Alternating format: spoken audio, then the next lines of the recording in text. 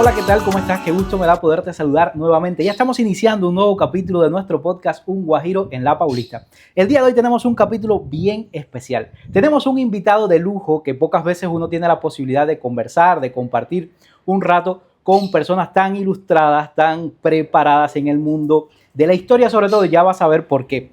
Me da muchísimo placer poder conversar y tener acá invitado al amigo Gabriel. Gabriel, muchísimas gracias por la posibilidad de conversar un rato acá con nosotros, por venir al podcast El Guajiro en La Paulista. Y bueno, nada, bienvenido a Brasil. Buenas tardes. Para mí encantado, un placer y un orgullo también poder asistir, y esto era imprevisto, a un programa en el que ustedes están divulgando tanto de no solo la cultura cubana, de la presencia cubana en esta hermosa ciudad.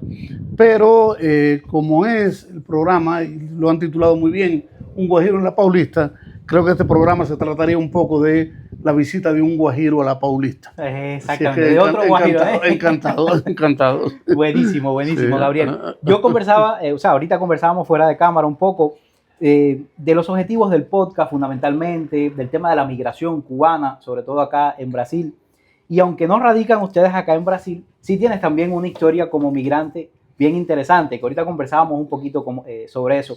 Y antes de entrar en el fuerte por el cual quiero que nos distendamos un poco en la conversa, que es sobre la literatura, quiero que me converses un poquito sobre tu historia como migrante, porque sé que hace tiempo ya migraste y saliste de Cuba. Excelente. Como la historia de migrante desborda también la condición de guajiro, voy a empezar quitándome el sombrero. Dale. Entonces,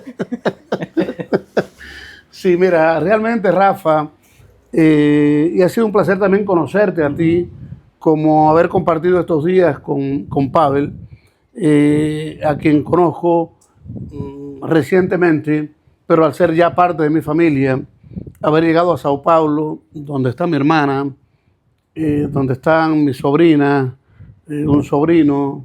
Es decir, es una visita de carácter familiar, esta vez a Sao Paulo. Sin embargo, me ha dado tiempo para asomarme también a la presencia de Cuba, a la presencia de los cubanos en esta ciudad. Así que primeramente, es decir, antes de hablarte de mi propia experiencia como migrante, y lo soy hace más de 20 años porque vivo en la Florida, en Estados Unidos, en la ciudad de Tampa, prefiero, antes de hablarte de mi propia experiencia como migrante, decirte la admiración que siento por lo que ustedes están haciendo, porque a pesar de estar recientemente en esta ciudad, una de las ciudades más grandes del mundo, por cierto, Sao Paulo, haber encontrado un espacio de realización, haber encontrado un espacio de crecimiento que los ha llevado a, en este momento, poder hacer un programa de esta naturaleza. Así es que realmente una de las primeras cosas que me impresiona, porque no conocía bien las condiciones de la emigración no solamente cubana, sino de los inmigrantes en general en un país tan complejo, en un país tan grande como Brasil. Y siento mucha admiración también por el país, porque la acogida que le da a los migrantes realmente es muy favorable. Las condiciones que encuentran aquí los migrantes, y evidentemente los migrantes que quieren progresar, los migrantes que ven en la inmigración no solamente una fuente de lujo o de visitas o de viajes, sino una fuente de trabajo y de crecimiento. Y he encontrado que en este país prácticamente la legislación del país, las leyes del país propician mucho el emprendimiento, las nuevas inversiones, no solamente como la fuente de trabajo, sino también las inversiones para los migrantes que quieran crecer. Veo que en el último tiempo la inmigración cubana ha crecido extraordinariamente en este país. Creo, los datos que he escuchado, es que en los últimos 3 años la inmigración cubana a Brasil ha crecido en un alrededor de 350%. Es decir, es enorme. Solamente entre enero y marzo de este año, según datos oficiales, llegaron casi 10.000 cubanos. Y la migración cubana en este momento superó a la inmigración venezolana, que estaba siendo mayoritaria entre 2015 y 2024. Bueno, en este momento la inmigración cubana en Brasil superó a la venezolana. Hay migrantes de muchos países, naturalmente, en Brasil. Y repito, que estos inmigrantes encuentren condiciones propicias para no solamente el asentamiento, sino para el crecimiento económico, el crecimiento en todas las esferas de la vida, también espiritual, también cultural, pues creo que es una vertiente, creo que no conocíamos bien. Tradicionalmente, la emigración más importante de Cuba ha sido a los Estados Unidos, y no solamente de Cuba, probablemente del mundo. Claro, sí. Sí, los países pobres hispanoamericanos, hay países que apenas emigran. Sí, los uruguayos apenas emigran, los chilenos ahora apenas emigran. Pero los países más pobres, y no solamente de América Latina, sino también de África, de Asia, han encontrado históricamente en Estados Unidos quizás un espacio no solamente posible, sino de desarrollo para sus ambiciones como migrantes. Como todos saben, si todos los que ven las noticias conocen que la rigidez del último año para la aceptación de los inmigrantes en Estados Unidos se ha fortalecido mucho. A partir de la entrada del 20 de enero de Trump a la presidencia, las regulaciones han sido muy rígidas, muy fuertes, y muchas muy necesarias, independientemente de los excesos que siempre ocurren en política. Pero el hecho de que la frontera se había convertido también de alguna manera casi en un relajo, estaban entrando cientos de miles de migrantes, pero dentro de esa inmigración que entraba a Estados Unidos, pues también había mucho daño, en el sentido de que era una fuente de entrada también para la delincuencia, la droga, etc. Hay mucha inmigración buena y realmente Estados Unidos es un país construido a partir de la inmigración, y la fuerza que tienen los inmigrantes en la economía norteamericana es muy grande. Si Estados Unidos no podría prescindir de los inmigrantes para su sostenimiento. Pero en excesos de política, que en muchas esferas lo ha demostrado el propio Trump, como con las políticas arancelarias, entonces las regulaciones tan fuertes, en el caso de la eliminación del parol, por ejemplo, que favorecía no solamente a cubanos, sino también a haitianos, nicaragüenses, ucranianos, etc. La terminación del parol y la regulación de la frontera, que ha movido a esta parte del ejército, no solamente a la policía o a la guardia fronteriza, pues ha imposibilitado, ha hecho muy difícil la entrada a Estados Unidos de miles de migrantes. Y entre esos migrantes pues también están los cubanos. Los migrantes siempre van a encontrar es decir, el que se quiere ir del país, o el que más que se quiere del país necesita irse del país, porque nadie se va de donde está bien. Es decir, las migraciones siempre están acompañadas de los problemas económicos, políticos, de las dictaduras militares, de las dictaduras de cualquier tipo, de la escasez, de la miseria. Siempre, históricamente, desde siglos, desde milenios, las personas migran hacia los lugares, buscan mejorar sus condiciones de vida, tengan que ir a cualquier espacio del universo. De manera que los migrantes siempre son una respuesta al malestar que hay en el lugar donde viven. Y bueno, que estos migrantes, es decir, que las ansias de tantos migrantes hayan encontrado en esta reorientación migratoria un espacio en Brasil, pues es encomiable. Y que el país, independientemente de las regulaciones necesarias que tenga en sus fronteras, abra sus puertas, siendo la población más grande del continente y una de las más grandes del mundo. Abra sus puertas, favorezca espacio a los que vienen huyendo de la miseria, de las dictaduras u otra cosa, pues es muy respetable. Pero si tú le sumas a eso el hecho de que la propia legislación del país favorezca, no sé si al mismo nivel, pero a un nivel muy alto, favorezca para fuentes de trabajo a los migrantes casi al mismo nivel de los nacionales. Es decir, aquí tú no ves, y es lo que yo percibo, una diferencia acentuada entre para ofrecer un trabajo en si tú eres brasileño o eres extranjero. Si tú puedes venir de Cuba, puedes venir de otro país, pero tienes las oportunidades de empleo. La legislación del país te da las oportunidades de empleo. Y eso es muy bueno, porque hay lugares, incluido España, que tanto nos gusta, le decíamos la madre patria, y caramba, es un excelente país para vivir, pero es mucho más difícil a la hora, digamos, si va un español y un extranjero a solicitar un trabajo, probablemente el extranjero tenga un mayor nivel profesional, pero el trabajo va a ser para el nacional.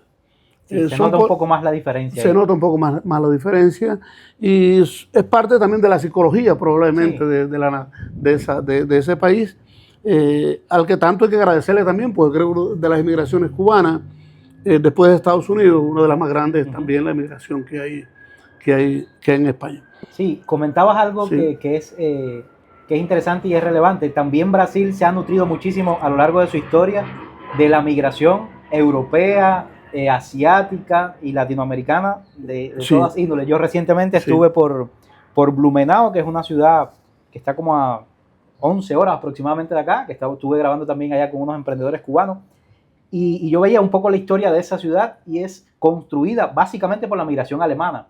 O sea, la arquitectura, la forma de vida de las personas, digamos, el pulso social es muy europeo. Entonces, también Brasil se ha convertido en una nación que históricamente ha recibido muchísimos migrantes y que aportan a su cultura, a lo que decía, a construir todo tipo de relaciones laborales, económicas, sociales, de toda índole. Sí, evidentemente. Bueno, prácticamente todos nuestros pueblos se formaron a partir de las oleadas europeas, desde la colonia, es decir, desde primero la conquista, la colonización, pues toda nuestra procedencia va a ser de un enorme componente europeo.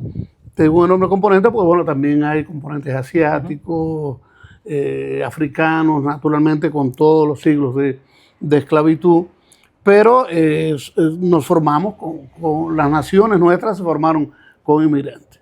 Y en el caso de Brasil, que tiene una historia muy particular, porque bueno, siendo el territorio más extenso de los países hispanoamericanos, va a tener una colonización portuguesa, durante muchos siglos pues la colonización portuguesa, y dentro de ella pues estimuló muchas veces la presencia de miles de personas que venían de Italia, de Alemania, de muchos países. Y al igual que en los propios Estados Unidos, que es un país multicultural, tú vas por Nueva York y puedes andar por el barrio chino, el barrio turco, el barrio hebreo, es decir, va por alemán, etcétera.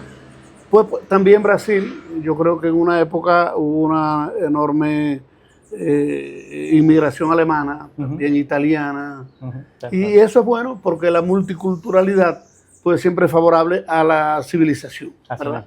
Así es que creo que es muy bueno. Conversábamos ahorita de que habías emigrado ya hacía 20 años, habías salido de Cuba. Bueno, sí, en 2003, ya hace 22 años, tuve la oportunidad digo la oportunidad porque acabábamos de salir del periodo especial en Cuba, viví todos los tormentos que casi todos vivimos con el periodo especial, escasez, etcétera. Yo había ido de visita a Estados Unidos en 3 ocasiones, invitado por la Universidad del Sur de la Florida a impartir cursos de verano sobre José Martí, pero siempre regresaba donde lo que para mí es el primer sentido de patria, que es donde está la familia. Es decir, al lado de mi esposa, por cierto, una mujer muy hermosa, te cuento. ¿Cómo se ríe?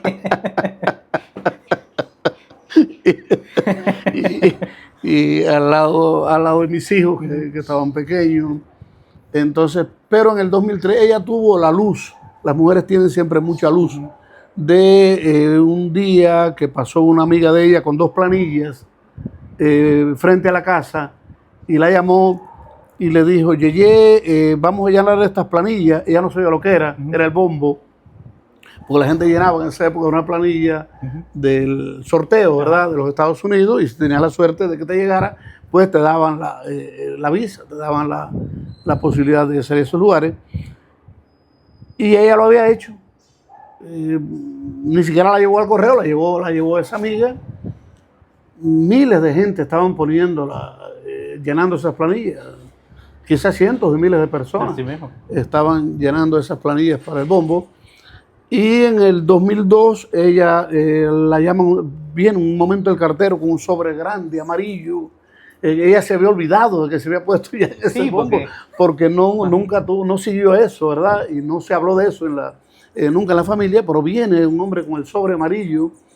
Había un amigo en la casa en ese momento, Pepe Luis. Él tenía más conocimiento de que esos sobres estaban identificaban, y me dice, ese es el bombo. Se puso las manos en la cabeza y era el bombo, era el sorteo. Entonces, bueno, el papeleo del sorteo, mi esposa se puso muy feliz, ¿sabes?, muy contenta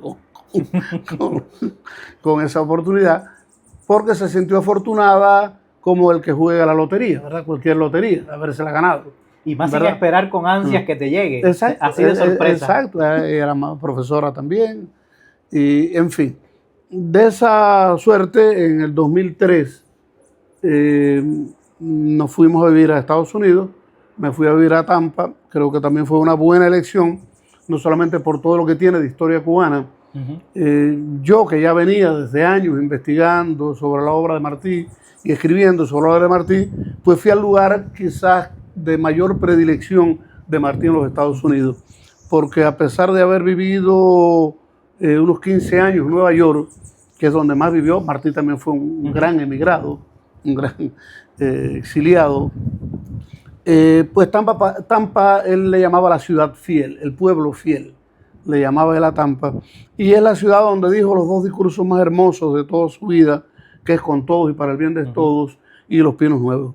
Te digo con todo y para el bien de todos porque es el discurso que prefigura la república que él quería. Si era esa república democrática, de justicia, que todavía estamos esperando, Martí la prefigura de una manera muy hermosa en ese discurso, que es donde él dice, yo quiero que la ley primera de la república sea el culto de cada cubano a la dignidad plena del hombre. Es el mismo discurso donde él dice que todo hombre verdadero debería sentir en la mejilla el golpe que reciba cualquier mejilla de hombre. Es decir, ese humanismo, esa universalidad en el pensamiento de Martí de total actualidad, fueron palabras dichas en la ciudad de Tampa. Entonces, sentirme yo, vivir allí al lado de Tampa y después dedicar tiempo en el lugar adecuado a recoger todo lo que había significado Tampa para Martí, todo lo que había escrito, lo que había dicho, con quién se reunió, quiénes le acompañaron. Todo eso lo convertí después en un libro de más de 600 páginas que se llama Tampa en la obra de José Martí.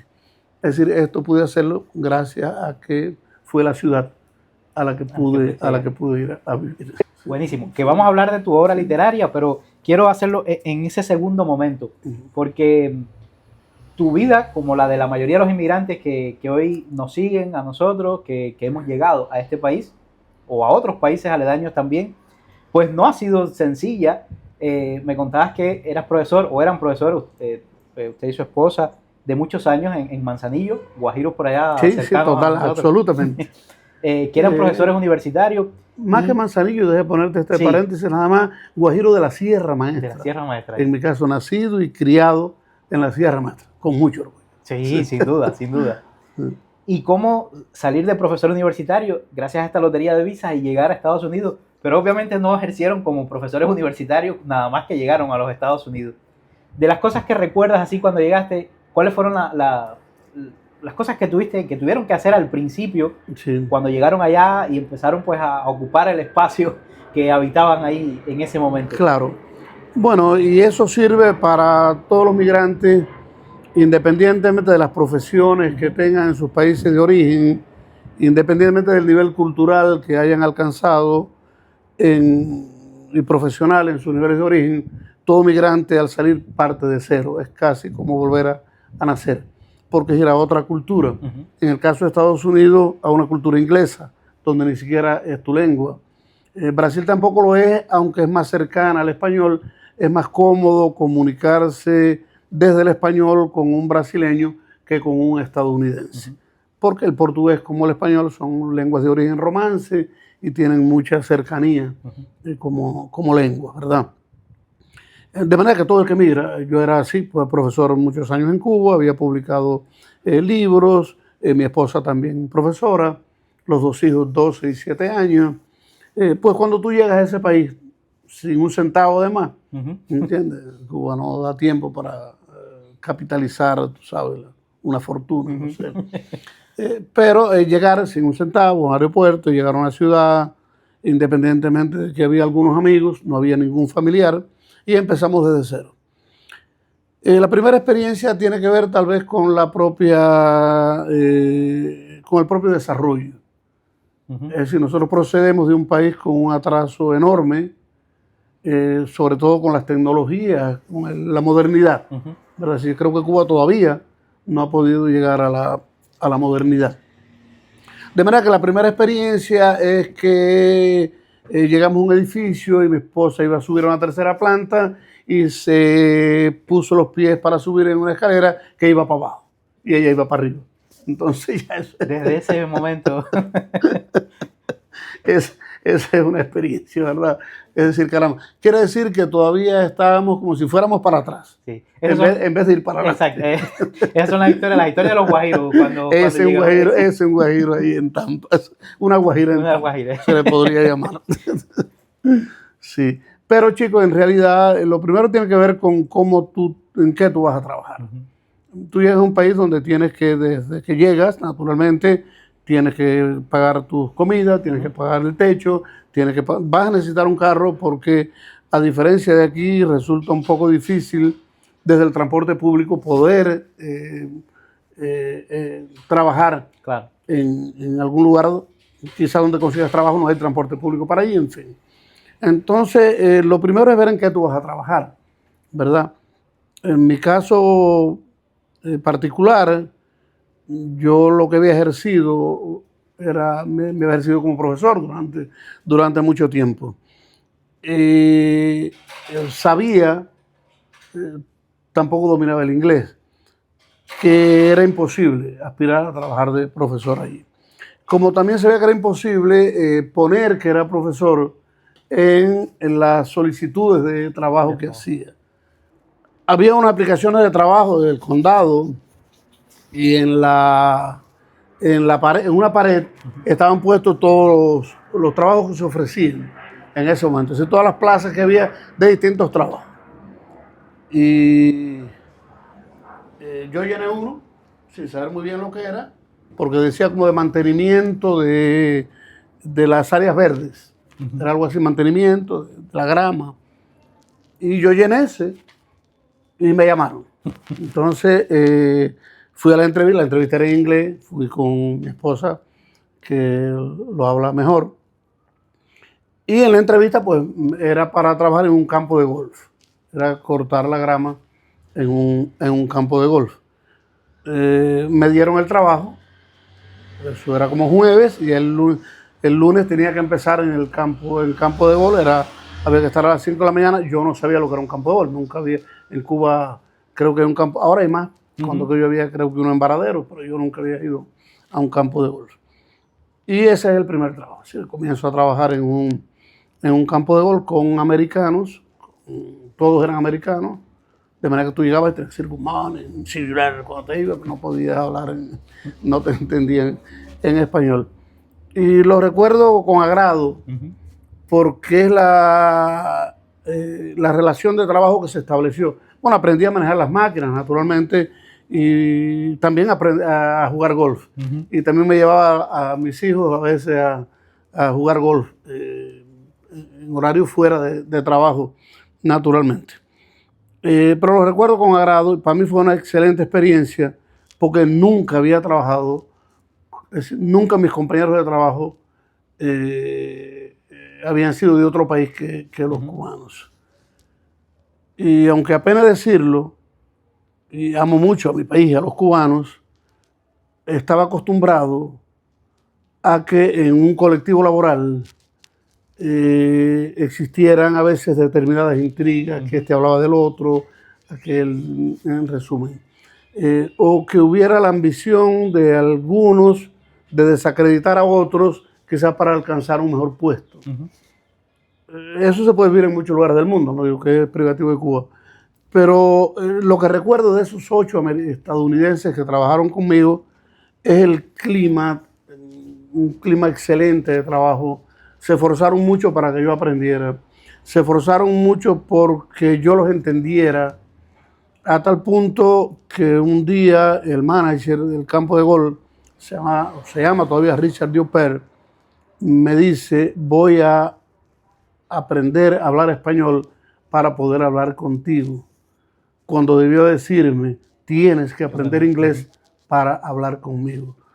Para mí fue un ejemplo de la delicadeza con que alguien es capaz de atraer hacia el bien a otra persona, en este caso a un compañero de trabajo. Por eso los años que trabajé en el campo de golf, de verdad, con estadounidenses, que fueron mis primeros compañeros de trabajo, pues para mí fue una experiencia excelente, además de aprender el trabajo y el... Sí, sin duda. Conversábamos ahorita también el tema de cómo se imbrica el emprendimiento en la vida de un inmigrante, en tu caso particular, o sea, tu propia experiencia. Y hablábamos de cómo, a pesar de una cultura distinta, de un idioma diferente, de un país que, desde el punto de vista profesional, en ese momento no tenías mucho que hacer allí, desde tu profesión raíz, pero cómo empezaste a crear tus propias oportunidades, empezaste a crear tus propios espacios para poder mostrar tus potencialidades, habilidades como escritor, como profesor, acercándote mucho más a la literatura. Y ahorita hablábamos que eso es un ejemplo de cómo emprender desde la propia profesión. No necesariamente tiene que ser desde el punto de vista económico o mercantil, de crear un negocio, crear una empresa, sino que también, que lo es, ¿no? Que lo es, y ahora vamos a hablar sobre eso. Sino también emprender desde la propia profesión y crear esos espacios de oportunidades para uno poder desarrollarla. Y quizás porque no la encuentra, quizás porque es difícil insertarse en ese propio mercado, pero uno las crea para sí mismo y demuestra lo que es capaz, y eso abre otras posibilidades y oportunidades. Exacto. Quiero que me cuentes de eso, de cómo empezaste a abrir tus propias posibilidades y cómo eso te fue llevando a otras cosas que conversamos ahorita, porque es bien interesante. Claro. Sí, Rafa, realmente me parece interesante no solamente la pregunta, sino el comentario, la valoración que haces sobre cómo insertarse y acercarse lo más posible a tu propia profesión en el mundo en que tú quieres enrumbar para tu futuro, ¿no? Para tu futuro profesional. Conozco de médicos que viven en Estados Unidos y son rastreros. No les quedó otro remedio, quizás por las dificultades, en realidad los títulos, lo difícil que resulta. Y bueno, después empezaron a ser rastreros y ya se conformaron con que el resto de su vida van a manejar una rastra. Ingenieros que trabajan en la construcción y son buenos constructores o han creado su propia empresa y han crecido económicamente desde una empresa, digamos, de construcción. O poetas que han fundado una compañía de limpieza para tenerla como fuente de trabajo, como fuente de desarrollo. Por poner algunos ejemplos. Yo desacostumbrado y con muy pocas habilidades para negocios de este tipo, de crear una empresa, admiro mucho a quienes lo logran, a quienes lo hacen, como admiro mucho lo que están haciendo ustedes aquí, lo que está haciendo Pavel, que he tenido la oportunidad de conversar con él bastante en estos días, sobre cómo llegó, cómo empezó a crecer, cómo se propuso hacerlo, con qué disciplina, con qué empeño, con qué también inteligencia, ¿verdad?, en lograrlo. En mi caso personal, pues también sabía que no me iba a pasar toda la vida en un campo de golf.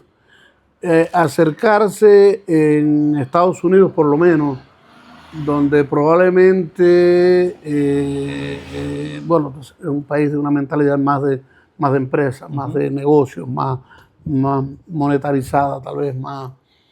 La cultura no es que no existe, no es que no se promueva, pero los propios libros, la literatura, tienen menos espacio que en quizá algunos países hispanoamericanos, en cualquier esquina hay una galería de arte, hay una biblioteca, una librería, una editorial, etc. A veces cuando tú llegas a un lugar, si no existe lo que tú quieres, tienes que crearlo. A mí me interesaba poder publicar determinados artículos, etcétera, promover eso, promover alguna publicación que contuviera la necesidad, la ambición de escritores, poetas, ensayistas de publicar sus trabajos. Entonces, en el año 2010, fundé una revista. Es decir, no existía una revista de esta naturaleza en la ciudad, ni siquiera en el estado, de esta naturaleza con que yo la quería concebir, que era una revista literaria con un fuerte componente académico, pero limpia de comerciales, de anuncios, que era quizás una barbaridad, porque por ahí es por donde entra el dinero. Sí, la mayor parte de las publicaciones, gracias a los anuncios, no solamente pueden cubrir sus necesidades, sino que pueden también sostener la propia publicación, ¿verdad? Sí, para no, al menos recuperar lo que inviertes, no solamente en tiempo, sino también en dinero en hacerla. Entonces, en el 2010 fundé la revista Surco Sur, una revista de arte y literatura hispanoamericano que tuvo la suerte de muy rápido ser acompañada por profesores de la Universidad de Tampa y de otras universidades, como la profesora Madeline Cámara de la Universidad del Sur de la Florida, y varios profesores de distintas universidades que cuando vieron el primer número, por cierto, dedicada a Cuba, porque fue dedicada a José Lezama Lima, el gran escritor cubano José Lezama Lima, porque la revista nace en el centenario de José Lezama Lima. Fue un homenaje, ese primer número de la revista, que está en la web, todos lo pueden ver, revista Surco Sur, la pueden ver online. Fue un homenaje a José Lezama Lima. La revista logró mi ambición de que en ella publicaran muchos escritores de distintos países de Hispanoamérica y de Cuba también, de España, muchos profesores de universidades norteamericanas que también publicaron en la revista. Entonces, eso fue una buena empresa, ¿verdad? Fue un buen momento en la creación de la revista. No me dio dinero, que no era lo que buscaba, pero sí relaciones. Y cuando un tiempo después, creo que fue en el 2012, 2013, se funda un canal de televisión en Tampa de CNN en español, pues me invitaron como escritor a trabajar en el canal. Entonces ya el campo de golf quedó solo en el recuerdo, en la memoria y en el agradecimiento, ¿no? Pero bueno, pude comenzar o insertarme en la vida cultural de la ciudad desde un nivel más profesional o más cercano a mi propia profesión. De manera que el trabajo como escritor del canal, más la revista que todavía existía, después en el 2014 me invitaron a dirigir la edición del periódico más viejo de la ciudad, ¿sí? Como editor en español de La Gaceta, que es el único periódico en Estados Unidos que sale con 3 lenguas, tiene publicaciones en inglés, en español y en italiano. Entonces, bueno, ya esta plaza de periodista y editor en La Gaceta, un periódico de más de 100 años, con un enorme prestigio y que es considerado parte del patrimonio cultural de la ciudad, pues me abrió una vida nueva ya como editor. Eso pues no volví a ser profesor, que es quizás la vocación más grande con la que vivo, pero ya me permitió, y todavía en la actualidad sigo siendo el editor en español de La Gaceta. Que no hubiese sido posible, y tú, o sea, me dirás si estoy en lo cierto o no, no hubiese sido posible quizás sin la posibilidad de mostrar como tal, a partir de esa creación de esa revista, claro, que no te dio lucro financiero desde el punto de vista, pero te permitió una exposición, un cierto prestigio, poder mostrar las habilidades y capacidades que traías y que podías aportar a otros medios. Y quizás eso fue esa vitrina de donde decir, pero espera, aquí hay donde encontrar lo que andamos buscando. Sí, de alguna manera fue así. Y ya te digo, me dio mucha satisfacción la cantidad de personas que pudieron publicar. Y como la revista, ya te digo, tenía un componente académico fuerte, las publicaciones en la revista pues favorecían los currículums de muchos estudiantes, profesores que aspiraban a mejorar sus categorías científicas y entonces muchas veces no hay espacio donde publicar determinados trabajos y el hecho de que hoy mismo probablemente decenas de profesores o de estudiantes siguen consultando, porque tú lo miras por los que bajan cada día exactamente, y es una revista que se sigue utilizando, sigue prestando un servicio a decenas, cientos de personas de habla hispana en el mundo, de manera que sí, fue una satisfacción poderlo hacer. Y no está lejos, es decir, el hecho de ustedes llaman, y me gusta mucho la palabra emprendimiento, que yo creo que este propio podcast se dirige mucho a eso, a decirle a la gente se puede emprender, tú puedes llegar sin nada, pero desde la nada puedes empezar, si tienes voluntad, si tienes disciplina, se puede crear. Y las personas van buscando seguramente lo más cercano a sus propias capacidades, a sus propias ambiciones. Alguien puede ocurrirse abrir un restaurante, Pavel ha abierto una barbería, pero no se conformó con la barbería y ha hecho otras inversiones, sigue creciendo, siempre lleva un sacrificio. Yo he escuchado en los podcasts de ustedes y creo que es una de las cosas buenas que hacen, porque el podcast tiene un componente, yo creo que también pedagógico. Es decir, le está enseñando a una comunidad de inmigrantes, y no solamente cubanos, qué se puede hacer, cómo se puede lograr, por dónde se puede ir. Es decir, yo creo que y ya está este servicio social, de alguna manera, y ustedes no están pensando en si esto les va a dar 2 o 3 centavos más. Se lo están haciendo como una manera de dar visibilidad y dar, de alguna manera, educación también a esos que llegan, que creen que no se puede, que el pesimismo los aniquila, o el miedo, y entonces ustedes están desde este podcast diciéndoles sí se puede, y mira lo que hizo y cada vez que invitan, bueno, invitarme a mí ha sido tal vez un desacierto, porque yo no soy emprendedor. Para nada, todo lo contrario. No, pero quiero decir, cada vez que invitan a alguien que empezó de la nada y montó su pequeña empresa y montó su pequeño negocio y empezó a crecer, y ustedes lo invitan a que lo divulgue desde aquí, las personas que lo están viendo, eso es lo que hace falta hoy. Eso, no a los pesimistas, no Exacto. A los que dicen, algunos incluso regresan a sus países de origen porque no pueden con el idioma. ¿Qué hay que hacer? Bueno, primero tú estás en un país diferente, hay que ver cómo es la cultura de ese país, cómo es el entorno, hay que esforzarse en aprender la lengua del país hacia donde tú vas. Aquí, bueno, hay que aprender portugués porque te va a dar más facilidades. Y lo otro que para mí es muy importante es observar las leyes establecidas en el lugar donde tú vas. Las leyes tú no vienes a ponerlas, las leyes están establecidas porque hay una constitución, hay una ley, hay regulaciones que están establecidas. Tú puedes opinar, claro, pero no puedes decir, incluso proponer mejoramientos, ¿sí?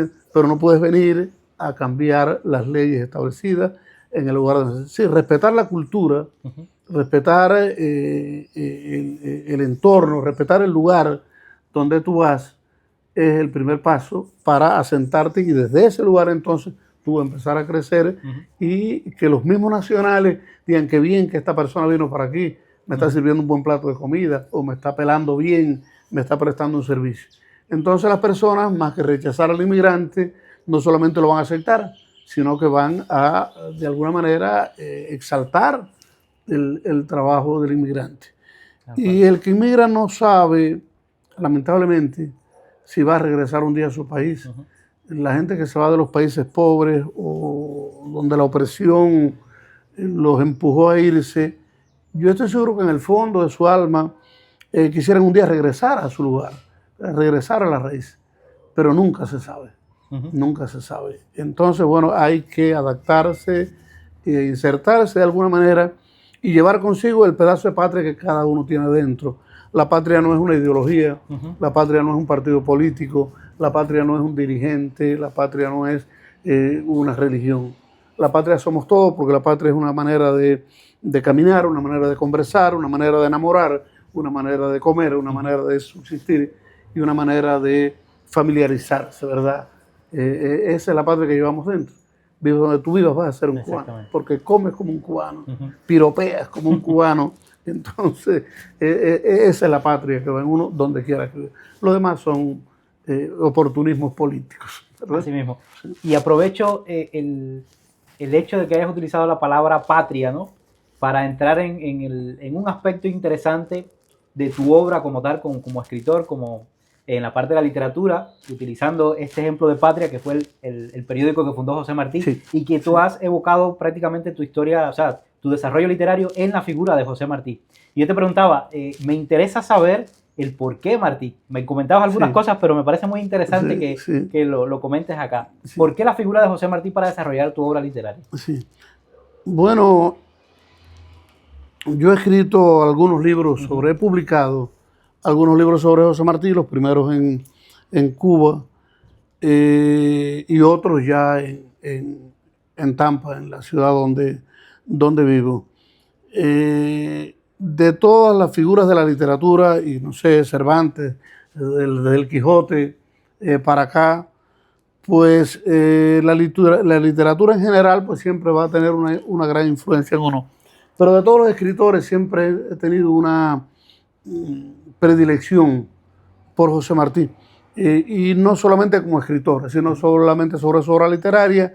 Hoy todos sabemos que es el fundador, uno de los grandes fundadores del modernismo en las letras hispanoamericanas, y toda la grandeza de las letras de Martí, que a veces se desconoce porque algunos le han dado más visibilidad política, incluso en Cuba, en la educación desde la primaria, a veces se identifica un Martí nada más como que no solamente por el propio Partido Revolucionario Cubano o lo que hizo al frente o por la independencia hasta la muerte de Cuba, sino que sea a veces de alguna manera caricaturizado, ¿no? La figura a partir de algunos esquemas, de algunas frases. Sí, se utiliza como un comodín político. Un comodín político, y entonces muchos lo identifican y algunos lo sienten más lejos tal vez, o hasta lo apartan, porque lo identifican con doctrinas políticas o ideologías, ¿verdad? Pero el origen desde la niñez por Martí viene de mi padre. Siempre lo digo, cada vez que me preguntan, digo que viene de mi padre como le vino a mis hermanos. Estoy al lado de mi hermana, de Sara, que es también una martiana desde la niñez, que a los 6 años podía decir los zapaticos de rosa, porque el padre nos, entre las primeras lecturas y entre las primeras poesías que nos dio, pues fueron los de José Martí, y después siempre en la casa desde la niñez se habló de Martí. Mi padre lo recordaba hasta las lágrimas, incluso cuando citaba sus palabras, sus frases, de manera que viene de ahí, pero después uno crece, uno va orientando incluso los campos de investigación, ya después ya como profesor, y pues elegí como investigador ya la figura de Martí para hacer estudios sobre su pensamiento, sobre su pensamiento en sentido general. Después, bueno, ya en Tampa escribí un libro que ha gustado mucho, que es Domingos de Tanta Luz, porque después de un libro que era José Martí 1895, que es un ensayo, digamos, con el rigor del ensayo, ya Domingos de Tanta Luz es un tránsito desde el rigor del ensayo hacia la literatura. No es todavía propiamente no es ficción, pero la manera de contarlo, es decir, Domingos de Tanta Luz, son los últimos 20 domingos de Martí. Martí murió domingo, llegó domingo a Dos Ríos la semana anterior, y hay una serie de domingos interesantes en su vida que yo fui buscando a todos los detalles, y cuando ya escribo las crónicas de los 20 domingos, pues lo hice desde la perspectiva no del historiador, sino un poco desde también desde la ficción, es decir, qué estaría pensando. Si la historia no puede decir qué estaría pensando, tendría que demostrar qué pensó, porque aquí está. Es decir, no contando con los recursos de la investigación histórica, sino de los recursos más de la literatura, el libro Domingo de Tanta Luz. Y ya después, ya recientemente, ya sí es literatura pura, es decir, una novela, este libro que acaba de salir, que es El secreto de la andaluza.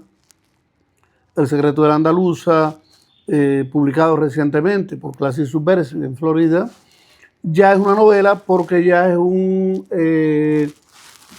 te asomas a la figura de Martí desde la realidad de él, desde la temporalidad y la espacialidad de él, pero desde una mirada ficticia.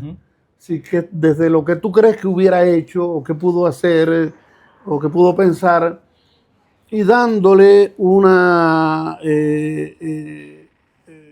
centralidad ficticia al misterio quizás más grande que nos acompaña sobre su propia literatura, que son las páginas que faltan en el diario de campaña de Martí, que nunca se históricamente, es decir, los historiadores siempre se han cuestionado qué pasó con las 2 páginas perdidas del diario de Martí, que todo el mundo ha atribuido a Máximo Gómez la culpa de haberlas arrancado por alguna razón, porque coinciden con el encuentro de él con Maceo en la Mejorana del 5 de mayo del 95, y todos saben que fue una reunión dura, agria, difícil, porque están defendiendo, ambos están por la independencia de Cuba, pero desde posiciones diferentes. Uno propone un gobierno militar.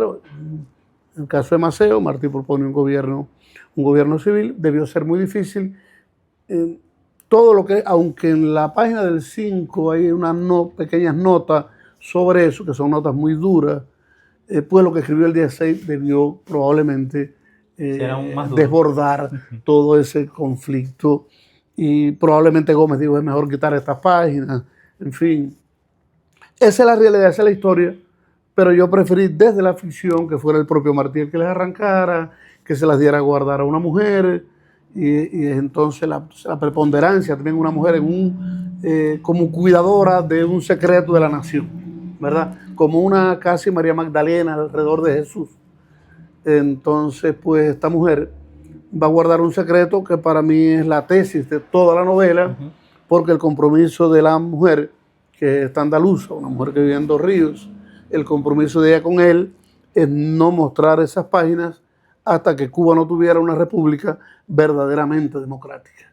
Y entonces esta mujer va a caminar, un poco la novela es también la historia de la república. La mujer va a caminar de gobierno a gobierno de la república, esperando el instante en que realmente la república fuera verdaderamente democrática. Y creo que eso lo estamos esperando todavía. Entonces, por eso es que nunca han aparecido las páginas del diario. Las páginas no han aparecido todavía. Es un poco con lo que juega la ficción de la novela.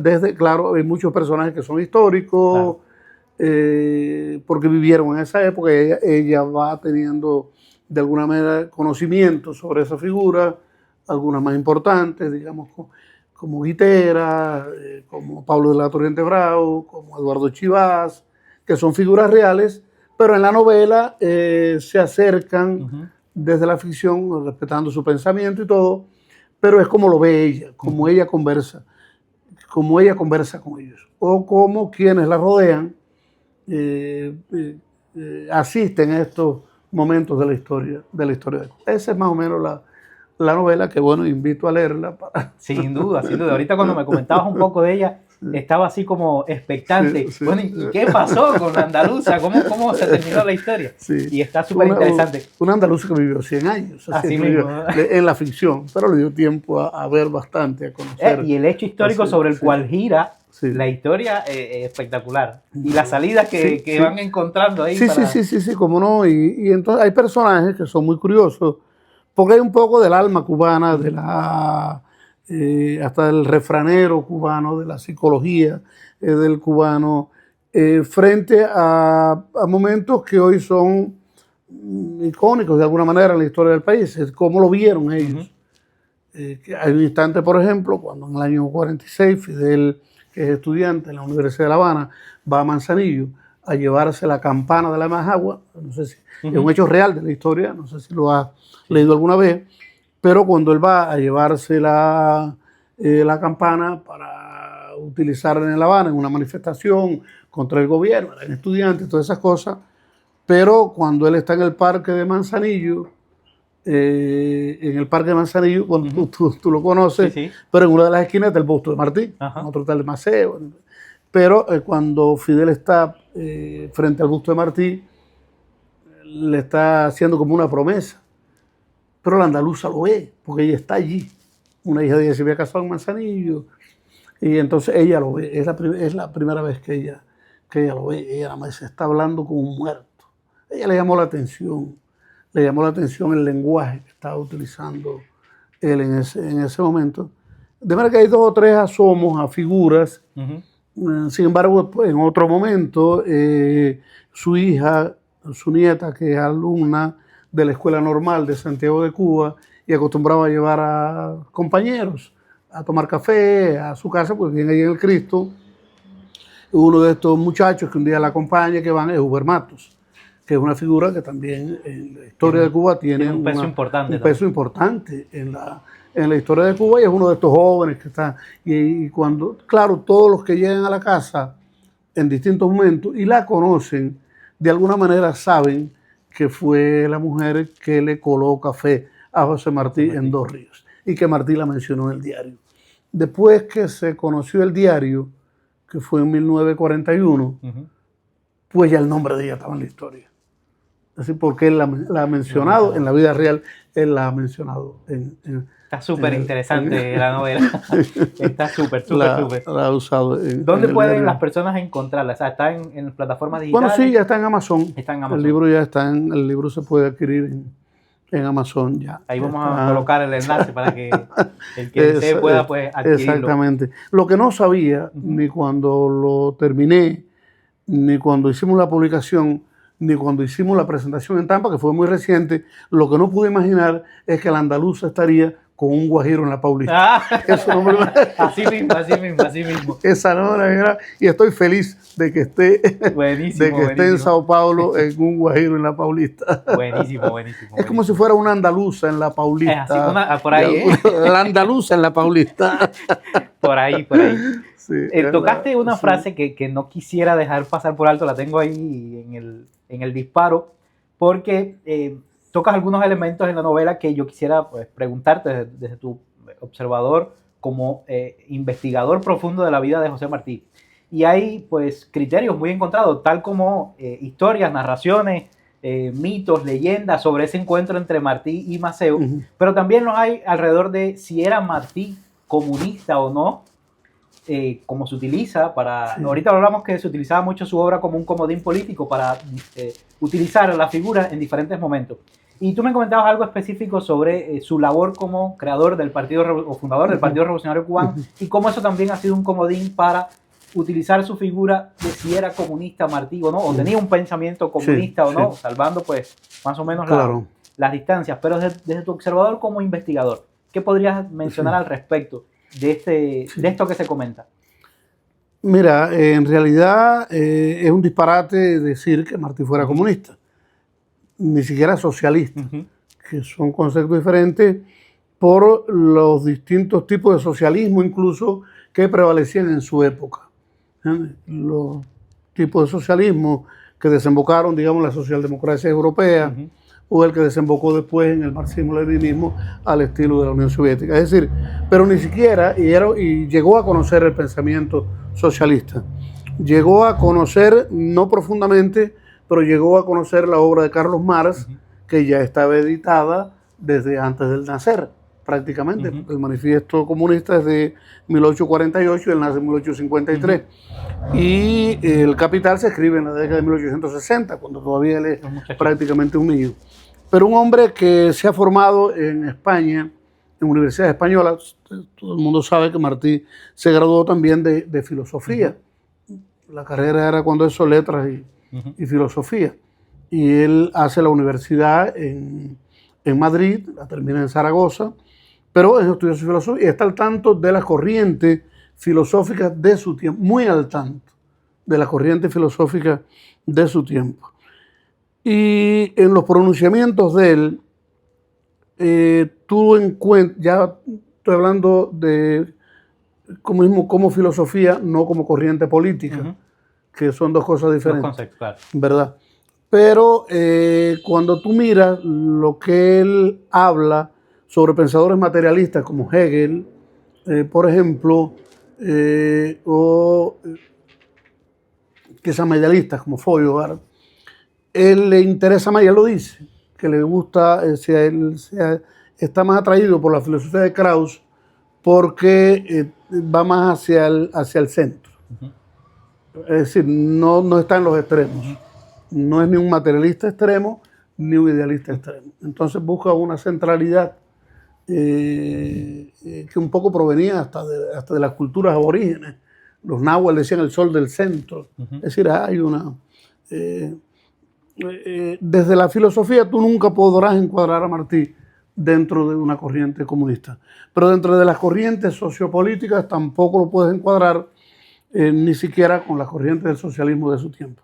Yo te decía que él leyó a Marx. Cuando Marx muere, él escribe una crónica interesante en Nueva York en 1883 y él escribe una crónica que empieza: Karl Marx ha muerto, como se puso del lado de los justos, merece honor. Por esa frase, coño, le gustaba. No, él es un periodista que está escribiendo para su público la muerte de Carlos Marx, porque esa es mi crónica, dice, y fue demasiado deprisa. Le llama movedor colérico de la ira, ¿entiendes?, de los trabajadores. De manera que tú ves que él rechaza ese movedor colérico de la ira, porque no es su posición en términos, digamos, sociopolíticos, ¿verdad? De manera que nunca no es un comunista. Pero ya como político, porque este hombre está hablando de sus momentos, estudia o no sé filosofía, pero cuando prepara un partido para dirigir un movimiento de liberación nacional, o sea, una guerra de independencia, está actuando como político. Es decir, el creador del Partido Revolucionario Cubano es un político. Ya no es un filósofo, no es un pedagogo, es un político. Como político, todos los que ven desde las bases y los estatutos del Partido Revolucionario Cubano, te das cuenta que él lo que está provocando, es decir, lo que está liderando, es una guerra de independencia para la creación de una república liberal, democrática, de hecho capitalista, dentro de los cánones del sistema todavía capitalista, que era lo más avanzado de su tiempo.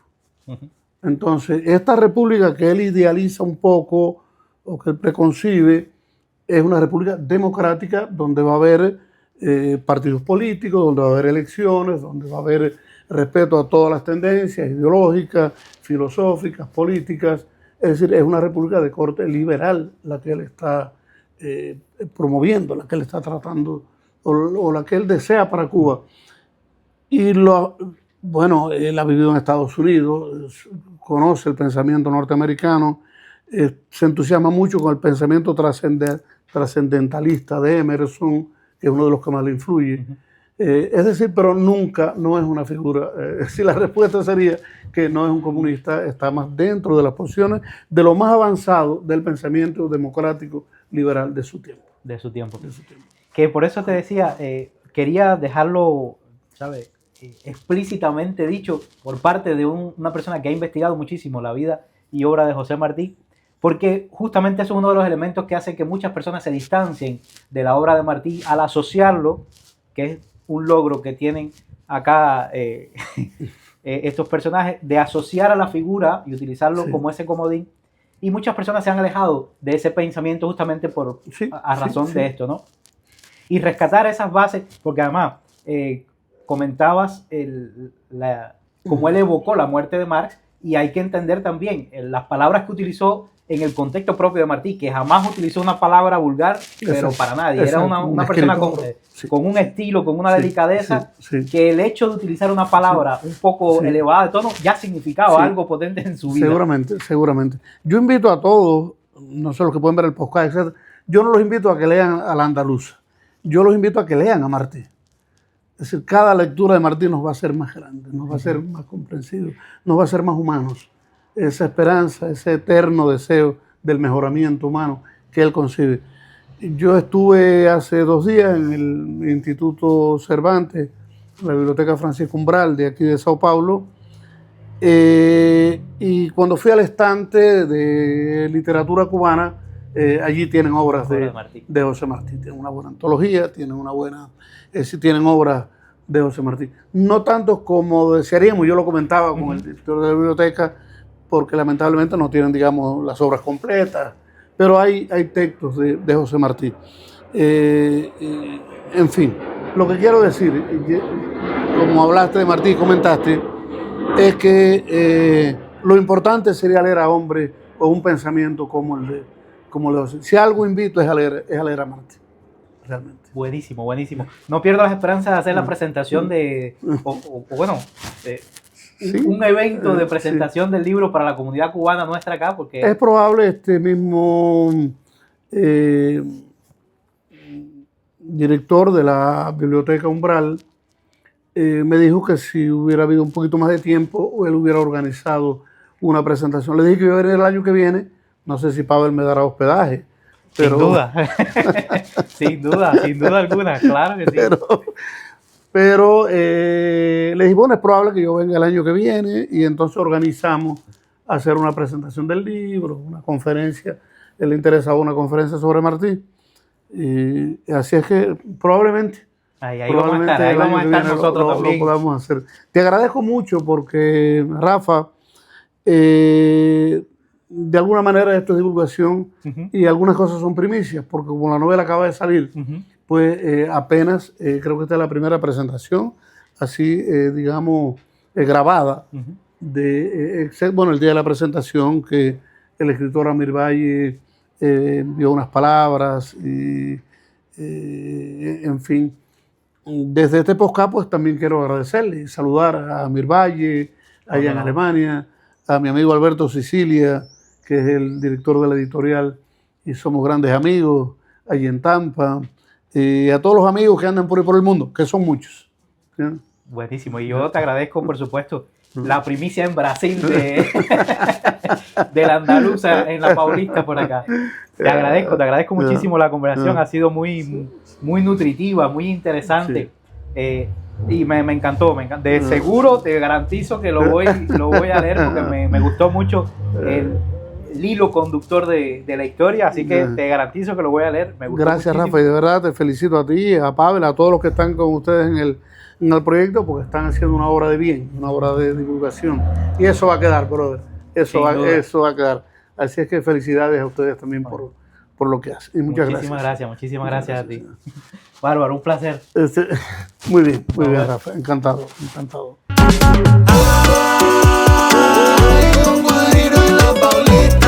En la Paulita. Ay, la buena vibra te conquista. Tú quieres vibrar, yo tengo vibra. Ay, un guajiro en la Paulita. Guajiro. Ay, la buena vibra te conquista. Una cosita que se apodera de ti, se mete en tu mente. Un nuevo mundo, un nuevo horizonte, una meta nueva, no importa dónde. Siempre ganando como corresponde, porque el sacrificio va forjando al hombre. Rompiendo desde Brasil, me siento bien, no quiero ni dormir. Cumpliendo sueño, otro día feliz. Dale, súmate que la salsa es aquí.